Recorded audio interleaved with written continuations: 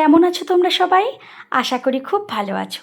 আমি অনুরাধা, আমার ছোট্ট একটা ভিডিওতে তোমাদের সবাইকে জানাই স্বাগত। গতকাল ছিল বুধবার। বুধবার সারাদিন কি করলাম না করলাম সেটাই তোমাদের সঙ্গে আজকে শেয়ার করছি। তো গতকাল ভিডিওটা আমি সকাল থেকে শুরু করেছিলাম। সকালে এই যে মুড়ি খাওয়ার জন্য খেসারি ডালের একটু বড়া ভেজেছিলাম, তারপর ছেলে স্কুল যাওয়ার জন্য ডাল আর ডিমের অমলেট করেছিলাম। ছেলেকে খাইয়ে দাইয়ে স্কুলে পাঠিয়ে তারপর আমি চলে এসেছিলাম রান্নাঘরে। তো রান্নাঘরে এসে যখন দেখি আজকে ভোলা মাছ এসেছিল, ভাবলাম ভোলা মাছের কী করা যায়, দিয়ে ভাবলাম একটু টক করি আর একটু আলু, কাঁচা লঙ্কা, কাঁচা পেঁয়াজ, টমেটো দিয়ে একটু ঝাল ঝাল করি। এই রান্নার ফাঁকে জানো তো একটু মশলাপাতিগুলো রোদে দিলাম, কারণ অনেক দিন পর গতকাল ভালো করে রোদ হয়েছিল। লঙ্কাগুলো তো কেমন সাদা সাদাই হয়ে গেছিলো, তাই ভাবলাম আগে রোদে দিয়ে দিই। এদিকে দেখো তেঁতুল টকটা প্রায় আমার ফুটে গেছে। তেঁতুল টকের মাছগুলো না একটু ভেঙে গেছিলো, আর মাছের ওই যে আলু দিয়ে তরকারিটাও হয়ে গেছে, আর করেছিলাম ওল ভাতে।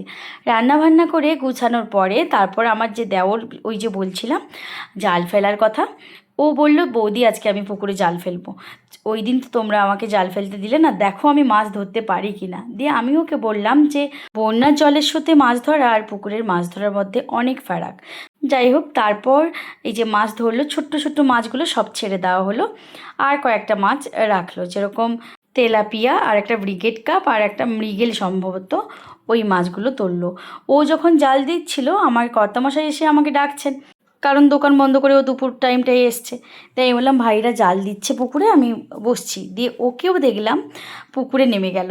জানো তো, দীর্ঘ 15 বছর 16 বছর বিয়ে হয়ে গেল, আমার জীবনে কিন্তু ফার্স্ট টাইম এটা দেখলাম ওকে, যে পুকুরে এসে মাছ ধরতে।